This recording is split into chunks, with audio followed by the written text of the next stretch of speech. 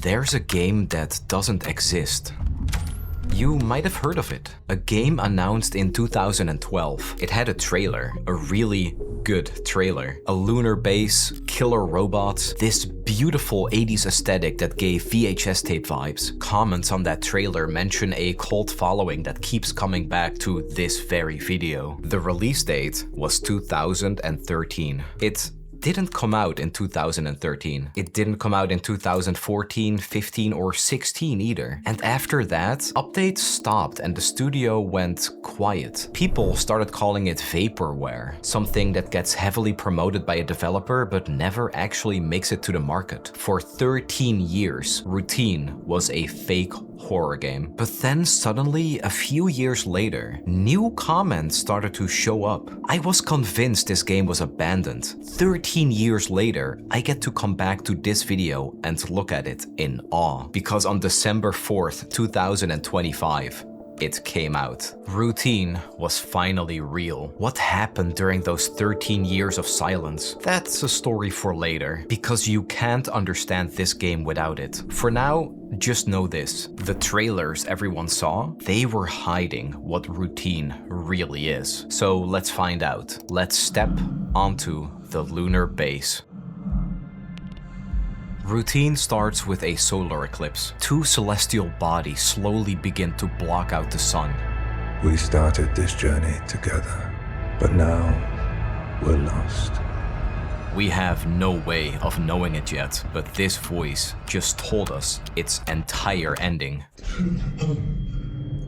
And then we wake up gasping for air. We're in the isolation wing of a place called Union Plaza, a commercial tourist resort on the moon. On an administration paper, we learn more about what we're actually doing here. It's 1999 and we're a senior software engineer tasked with assessing and debugging core ASN systems for operational anomalies in the security department. It's a mouthful, but what matters is this automated security network system. We report to a person called Kei Koyama. Well, sounds like a simple enough job, but we're locked inside this quarantine cell for 7 days. To get out, we need to print an ID card and find our helmet. And when we finally step outside our cell, there's no one. A resort built for thousands of people in complete disarray without a single soul in it. And here's the thing, this is a setup we've seen a dozen times. Dead Space did it, so did half the horror games that came out after Dead Space. The isolated facility, the mysterious illness, the job that turns out to be something different. But the difference with those games is that they use the setup as a kind of arena, somewhere to put some monsters and hand the player a weapon. But here we're just a regular software engineer. We don't even get a weapon. What we do get though is this cosmonaut assistance tool, and in this lunar facility it is a lifesaver in more ways than one. This chunky industrial multi-tool needs to be held sideways to operate switches and sliders like tuning an old radio. There's an on and off switch, it can connect to Wi-Fi points, and it can fire a burst of electricity that force restarts electrical systems. The way it handles is definitely unique with its visor and buttons we have to click by inspecting it. 13 years of development, and you can feel it in this one object. And when we walk about this massive abandoned resort, we can see that this object is the design philosophy of the entire game. Nothing works like a video game. There's no HUD, no inventory screen, no map. This terminal where I need to fill in my ID number, it's printed on our chest, so just look down. These small details immersed me more than any game has in years.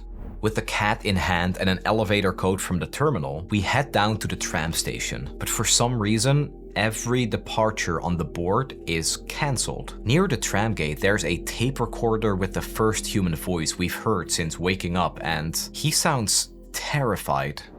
We need to shut down the ASN. Everyone's scattered or in hiding. If I don't make it, Kay is your only shot. After a lunar quake, the automated security network has put the facility into complete lockdown, and apparently in the time it took us to arrive, the facility is now in complete chaos. The message is simple. The ASN, the system we were sent here to debug, needs to be shut down completely. And to do that, we need to find the person we report to, Kei Koyama. So, like we predicted earlier, the job just changed. We're no longer here to fix the ASN, we're here to kill it. The security gate to the tram is sealed, but a fuse box and a shot from the cat's override blast solves that. The first real use of the tool, and definitely not the last. Inside the tram we're given two destinations, the living quarters or the mall. It's definitely brighter and cleaner here. Our mission is to find Kei and shut down the ASN, but with no way of knowing how to do that, let's just go and explore the mall. I go through a hallway and approach a reception, and we meet our first companion in the game.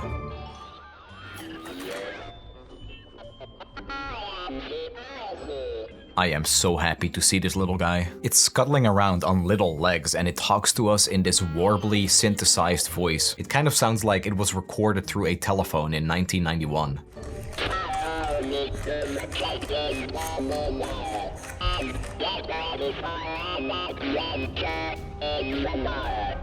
Okay, I'm not ashamed to say this. I love him.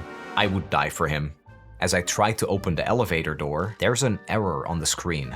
Well, we have a guide robot in the room with us, so let's ask him for help.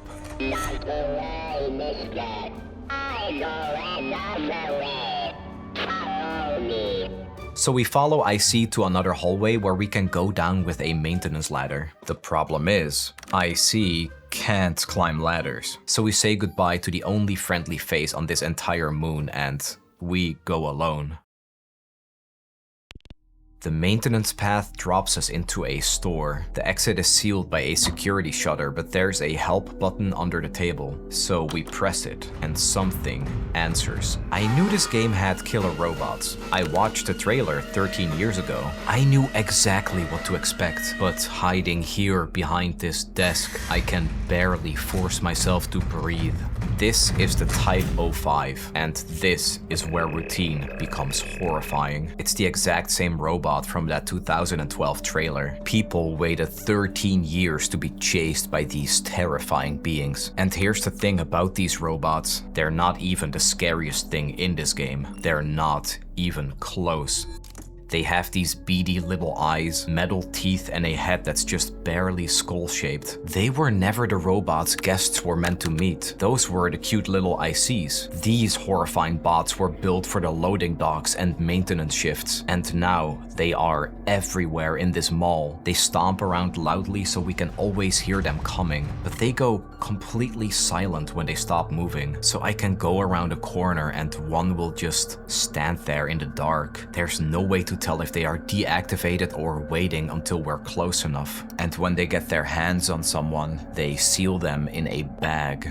These are the automated beings that forcibly contained all the other humans. That must be why we're shutting down the ASN. The network gave the robots the command to rid the lunar base of inhabitants. Our actual goal here is to find an upgrade for the cat, the UltraView module, a black light that reveals fingerprints on keypads. That's how we're going to steal every code in this hotel, including the one that gets us into the ASN. And to do that, we need to cross this whole area while avoiding robots that have decided every human on this base is a problem that needs solving. Eventually, we make it to an arcade that still has some machines running. I'll have to resist playing this gun show game. Okay, just one more round.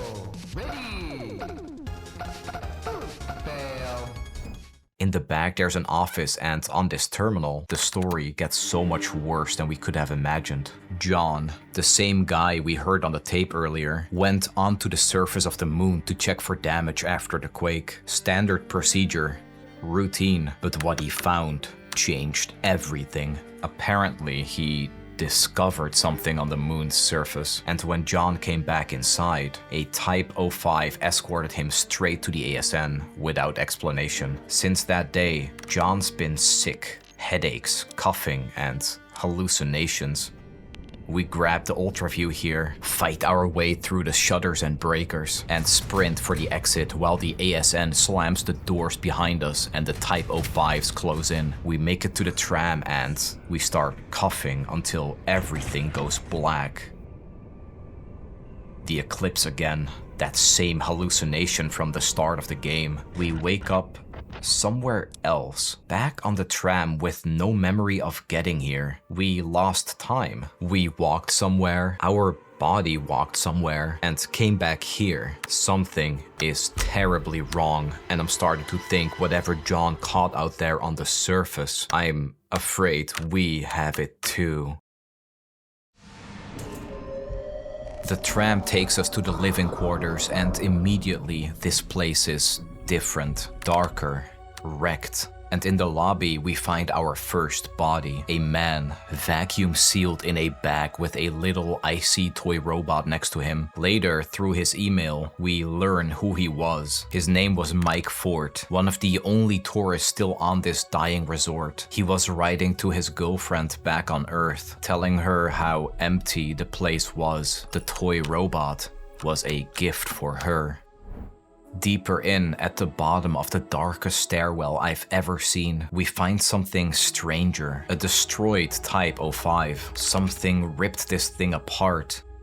While I'm exploring, I'm starting to realize the living quarters run in one big loop, a Type 05 patrolling either side, and our goal is somewhere in those apartments. Kei Koyama, or at least her ID. And behind the laundry room we find where she lived. We'll never meet her, but she left everything we need behind. There's a whiteboard here, and on it, the entire story of what happened while we were locked in quarantine. First, the lunar quake. Then John is sent to the surface to check for damage. John comes back and the ASN reviews his footage and locks down the entire base. Then the Type 05 start killing. John is sent to shut the ASN down. And there's one more thing on Kay's terminal, the actual footage of John's perimeter check, and it's so much more disturbing than anything we've seen so far.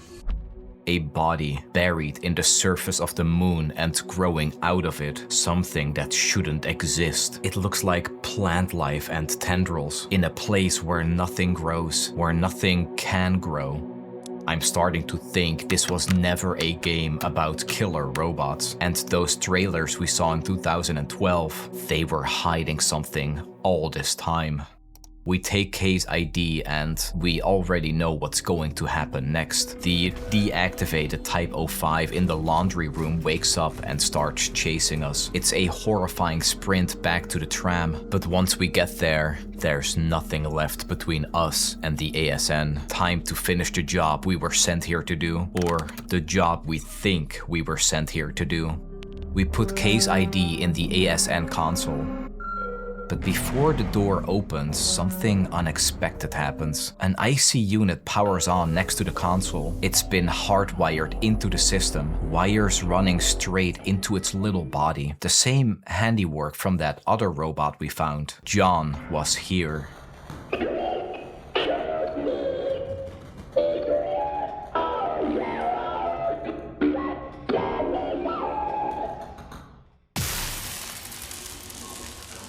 This is how John was getting information from the robots. And just like that, we're in. Immediately on the ground in front of us, there's a dead body. It's John. He made it this far, all the way to the door of the thing he was trying to kill. The sickness got him before the robots did. And his final words, the last thing this terrified man said out loud. It's beautiful. What's beautiful, John? The door opens and we enter the ASN core. It's breathtaking. Is this what he meant with his final words? We start to shut down and the ASN does not want to die. Error messages, the light strobes and flails, noise that builds and builds. It's screaming in light and static while we pull it apart node by node. This machine watched John's footage from the surface, reviewed it over and over, and made a decision: lock everything down, let nothing out, kill everyone on this base. What if it was the only thing that knew what was happening? It's too late now. The final node releases from the center. Time to overload it.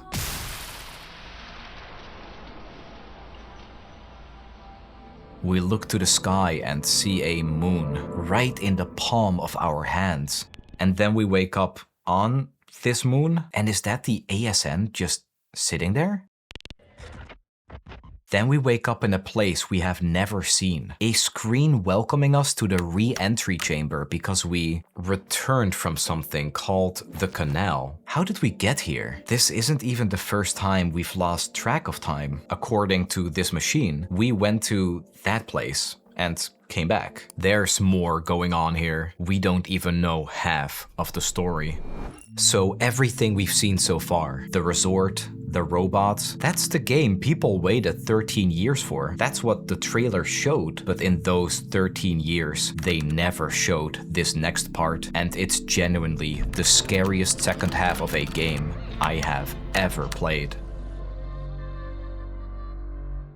But first, we need context. The comments talking about Routine's cult following wasn't a joke. Players really wanted this game to be real. And I'll be honest, as a big Dead Space fan, I was one of them. So let's talk about what happened in those 13 years the studio went quiet.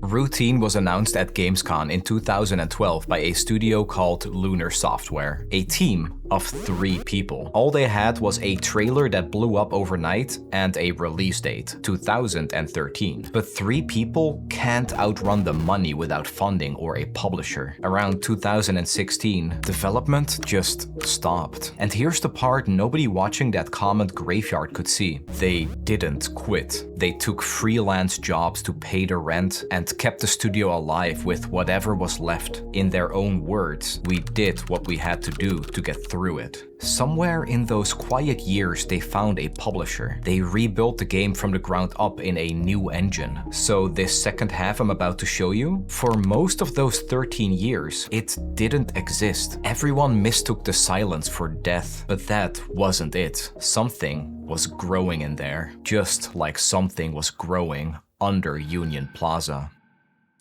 When we exit the room, we move through a long corridor with blue light and candles on the floor, like a divine path that leads us to a giant door. The door that leads to the canal, though we still have no idea what that actually is. We can't enter it, but there's another small opening that leads to a small room with a dead screen. To go further, we need something called Level 1 Security Interface Access. Wait. What does that say about where we are? The design language is different here. It's all older, just like the screen, the furniture, and the architecture. This must have been built decades before Union Plaza. A log file nearby tells us this is a place called The Ward, and the resort is built on top of it. It was deliberately constructed there due to a mix of corporate continuity, calculated cover-ups, and the Canal hotspot. We even find what used to be scientists, fungal growths sprouting from what's left of them. And then we enter a circular chamber with a dead apple tree in the center of it. Nearby, we find an audio recording of someone called Dr. Weber. It's 1999 right now, but this recording is from 1974, 2 decades before we arrived here. There were already people on the moon. A company called Prism built this place for one purpose: to study the canal. It was clearly a very important place.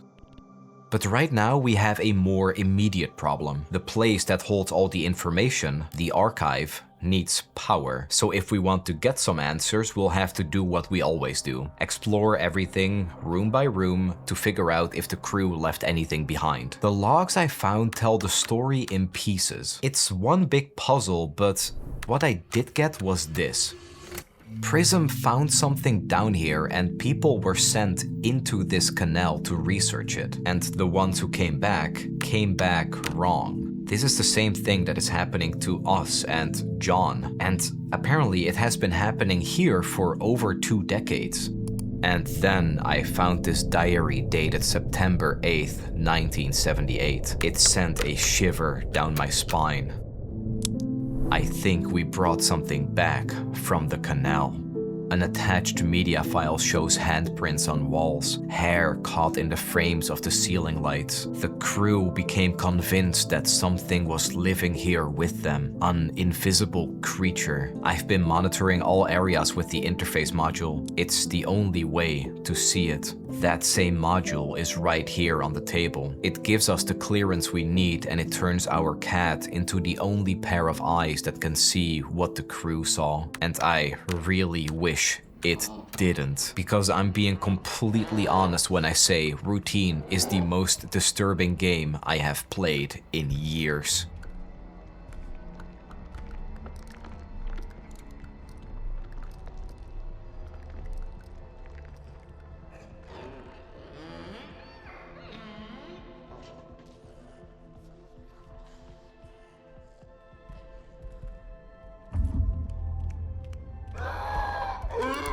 This is what the research logs refer to as Entity A. It's so much worse than the Type 05s, because the robots had rules and patterns we could exploit to get around them. Every stalker in every horror game has a pattern. Alien Isolation, Resident Evil, there's always some routine to how they hunt. Entity A doesn't have one. I tried to learn it. I really did. It wanders, it screams, it goes silent for 10 minutes. It just sits in a room you're about to walk into. So every task in the ward now works like this. I need to cross 3 rooms to flip a breaker. I raise the cat, check the feed, see nothing. I start walking. Halfway there, the wailing starts. It's close, but where is it? All while I'm crouched behind a 20-year-old desk, aiming a camera at an empty doorway, waiting to just find out if it's empty. That's the game now. For hours. But the key to understanding everything is still in the archive. But as it turns out, we need an even higher clearance, and only one person ever had that. The founder of Prism. And he's not in the ward. He's in Annex A different station on the surface of the moon. We initiate the airlock sequence, and a huge door slowly opens in front of us. One step at a time, we exit the ward. It's kind of beautiful here. For hours, this game has been nothing but dark corridors and horrifying sounds. I knew we were on the moon, but I didn't expect to ever walk on it. We follow the markers to the entrance of the annex, run the airlock again, and we're in. The ward was Prism's testing and residential hub, but this is the highest level research facility the Institute had in the 1970s, where the leadership, top physicists, and executive decisions operated. We open the door to the main wing, and the first thing we see is a body, sealed in a suit and bursting, fruiting vegetation, thick fungal growths, pushing out through every seam. So this is what their decisions led to. Our target is level 3 clearance, and the way forward is through this decontamination room that refuses to let us through. It needs a disinfectant that this facility apparently no longer remembers how to make. So once again, we do what we always do and scavenge the facility. Past more rot, more decay, there's a chamber I can barely see inside of where the infection is at its absolute worst. And that's when I learned we're not alone in here. I'm not even going to pretend to be tough about this one. I jumped out of my chair. Entity A followed us out of the ward, across the surface, into the annex, and it will not leave us alone. So now we're digging through old files and documents while a sometimes invisible giant screams through the halls. And still our best way to see it coming is the cat, which makes it even more horrifying. Eventually, we find the compiler room where we can gather ingredients and mix the disinfectant ourselves. And with the chemical loaded, the decontamination chamber finally lets us through. The spray washes over us and confirms the thing we've known since our first hallucination. We are infected with EL9, the name they gave this fungal disease back in the 1970s. But here's the detail that makes this moment so much darker than it looks. That disinfectant we just made, it kills EL9 on surfaces. It cleans rooms, it cleans equipment, it does absolutely nothing for a person who's already infected, which was everyone. which is us. And this is the moment the entire first half of the game clicks into place. Think about what the ASN actually did. It was watching John's footage from the surface. It recognized what he'd brought back because this facility had seen EL9 before, more than 20 years earlier. So it did the only thing a security system knows how to do. It cancelled every tram, it blocked every transmission, and it sent the Type 05s to remove every possible host. That's why the bodies were stuffed into bags. The robots looked like the main threat, but they were the immune system. The ASN was the last thing on the moon still fighting the infection, and we shut it down. We scrub ourselves clean to walk deeper into the place that infected us. We pick up another ID and descend into the underbelly of the facility. It's a giant maze here, and just when we think we're about to make it out,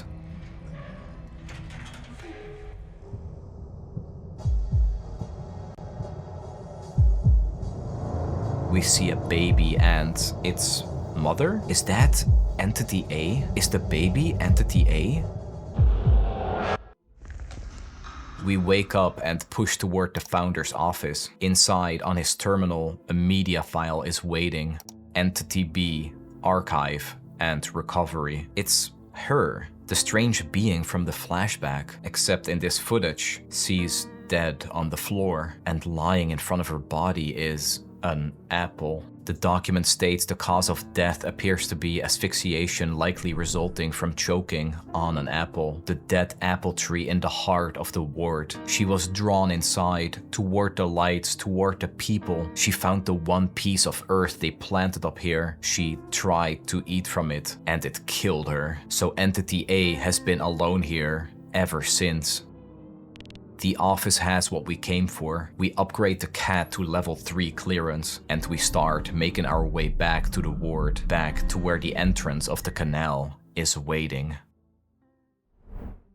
With the way the people here were worshipping the canal, I'm starting to understand the divine blue light and the candles on the floor leading toward the entrance like an altar. But it's never that simple. Before we can gain access, we'll need to prove we are worthy. First step: aligning the prongs. Two massive antenna-like instruments, each behind its own power-juggling puzzle. The ward doesn't have enough power for everything anymore, so we're constantly shutting down doors to bring equipment up, while something invisible patrols the corridors in which we keep turning the lights off. At each prong terminal, we steer a camera until proximity and clarity hit 100%, and with both aligned, we can finally run the machine this was all for, the echography. It returns static, and then a message. Immediate intervention required. Proceed to the ripening and induction terminal immediately. Think about what this machine is. An echography is an ultrasound. We just performed an ultrasound on the canal, and the scan came back with a result. We go through a doorway called the Path, into a room overgrown with the strange growths. The disease is catching up to us. We fall to our knees, shaking and about to collapse, but a voice, our own voice in the back of our head, then says, Keep pushing forward. And we obey, because we need to reach the canal. We need to find out what happened to this place. At the end of the room, a screen asks if we want to inject the amniotic brine. There is no option to decline. The injection is complete. The station shakes, and the message on screen confirms it. The canal is ready. Even when we check our mission log, it confirms the infection has fully taken hold of us. The canal needs me. I need it. We move towards the entrance, and Entity A finds us one last time. It grabs us, and we barely manage to switch on the TV in front of it. The footage of Entity B starts playing, and it throws us into the corridor behind it.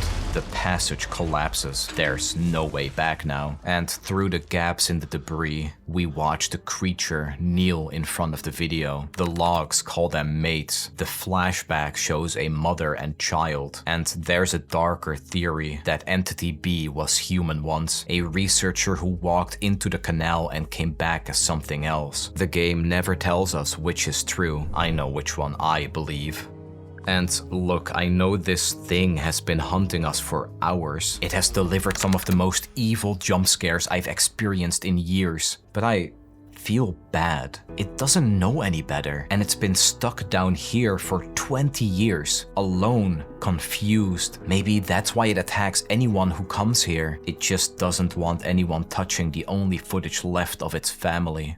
We leave it there, grieving in front of a screen, and now there is nothing left between us and the canal. The blue light really is beautiful. The door opens and we walk through the lunar cave, fungal growth thickening around us with every step, down a ramp into the heart of the moon.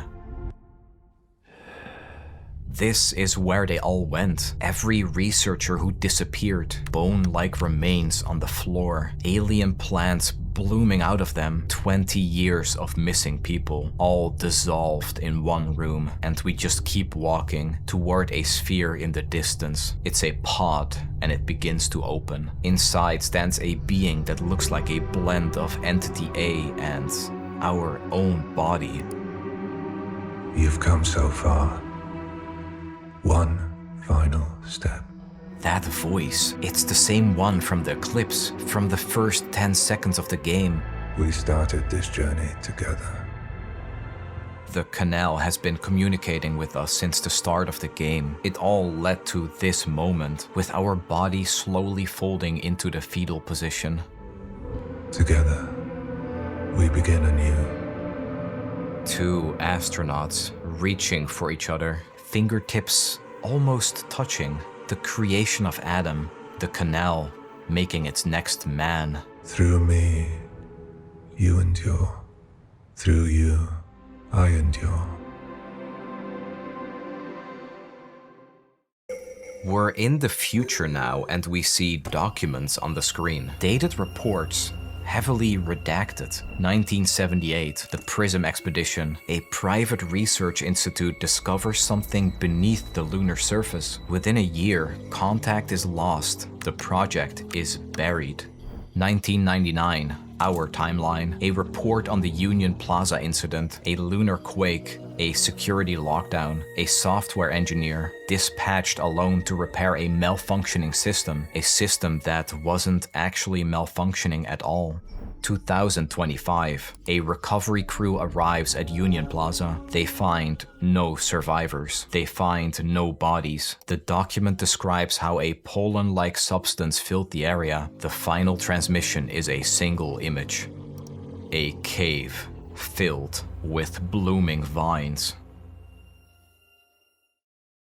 So that's Routine, a game that sold itself as avoid the killer robots on a moonbase, and then quietly became one of the most sinister cosmic horror stories I've ever played. The game repeatedly references the title, even featuring it on various surfaces, an ongoing cycle of natural actions and patterns. Yet that never actually aligns with what the story is about. People are drawn to the moon, they get consumed by EL9 and replaced by the next crew sent to check on the silence over and over forever. And honestly, we did the exact same thing. A graveyard of comments checking in on a silence year after year, waiting for something to come back until it finally did. Because when a game goes quiet for 13 years, eventually someone comes to check.